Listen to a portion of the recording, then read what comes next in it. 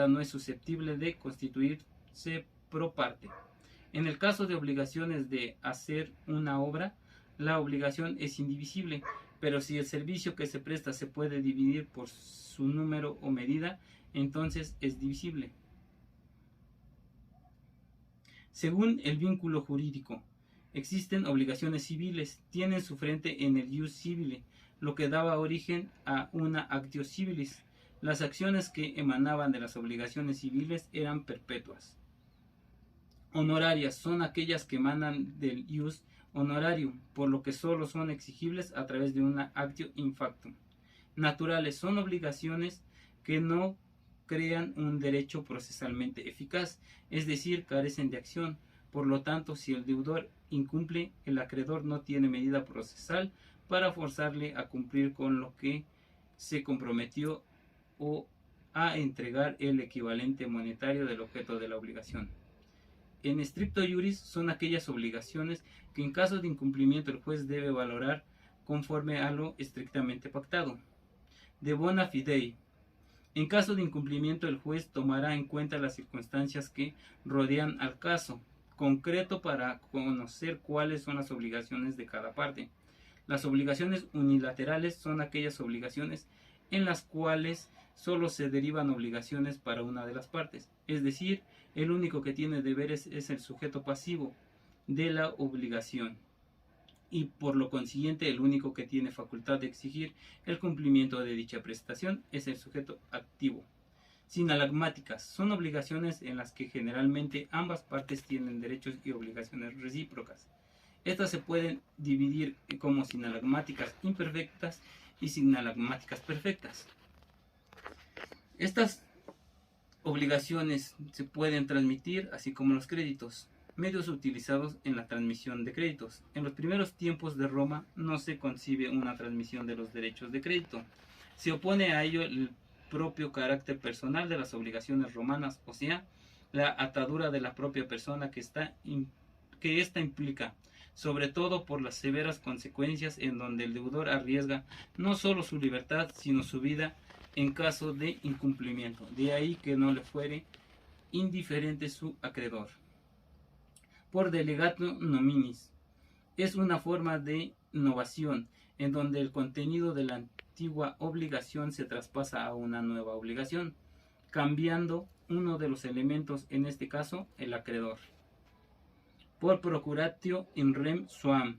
Opera como un mandato judicial, con provechos para el mandatario, pero en realidad no es una cesión de créditos, ya que no se transmite el derecho sustancial del crédito. Incumplimiento de las obligaciones. Atraso en el incumplimiento.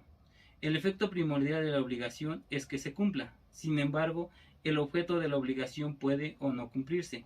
Si la obligación se cumple, el vínculo jurídico se extingue. Empero puede suceder que a veces no se cumpla a tiempo. El cumplimiento de la obligación puede ser retrasado por causas imputables al deudor, al acreedor o a ambos, en cuyo caso hablamos de mora. Mora del deudor es el atraso doloso y culposo por parte del deudor que origina el incumplimiento de la obligación. Mora del acreedor se encuentra en mora cuando no acepta la prestación que le ofrece cumplir el deudor en tiempo y forma. Extinción de las obligaciones. Modos de extinción ipso iuri. El pago es la forma natural de extinguir una obligación, la cual termina cuando se cumple. El pago consiste en el cumplimiento de la prestación que constituye el objeto de la obligación, cualquiera que sea la índole de dicha prestación. Dación en pago. El deudor debe satisfacer la prestación debida. Sin embargo, con el consentimiento del acreedor podía hacer una prestación distinta. Remisión de deuda. Consiste en un solutio imaginario.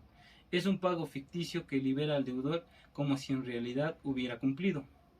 La novación es la obligación que extinguida cuando es reemplazada por otra en la que se debe modificar algún elemento de la anterior obligación.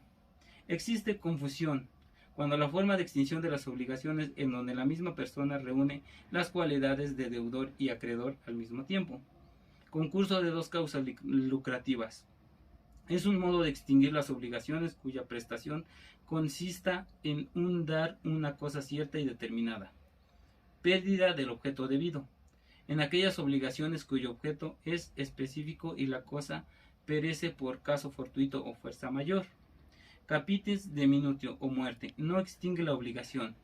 El pater o el dominus pueden decidir cumplir con la obligación o entregarlos en noxaedatio al acreedor. Si el acreedor sufre la capitis diminutio, el nuevo pater o dominus ocupan su lugar.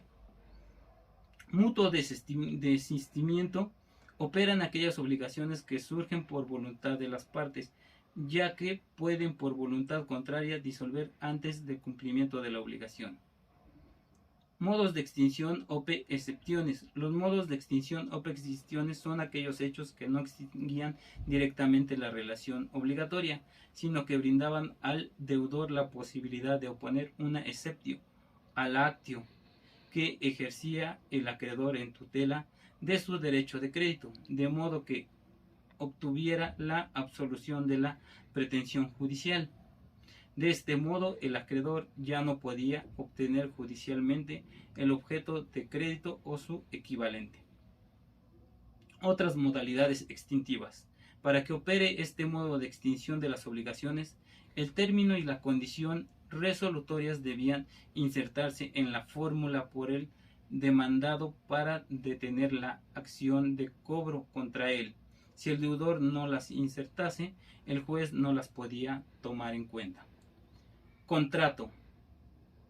Es hasta el derecho moderno cuando se reconoce al contrato como un acuerdo de voluntades tendente a crear, transmitir derechos y obligaciones. Elementos del contrato. El sujeto. Para que un contrato pueda existir es necesario el acuerdo de voluntades entre dos o más sujetos, esto es, un acreedor y un deudor.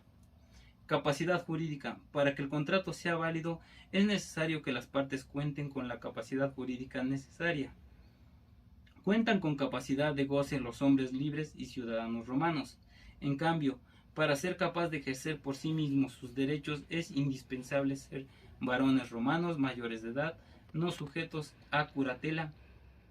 Asimismo, para tener capacidad contractual es menester cumplir con la formalidad establecida por la ley. Objeto es la prestación, o sea, la conducta que debe cumplir el deudor en favor del acreedor, que a su vez puede consistir en un dar, hacer o prestar. Consentimiento, declaración de la voluntad de las partes con el fin de generar determinadas consecuencias de derecho. Es necesario que exista una oferta y que la misma sea aceptada por otra persona. Los vicios del consentimiento son el error. Es un falso consentimiento que las partes tienen sobre el negocio jurídico que van a realizar o respecto de un elemento esencial del mismo.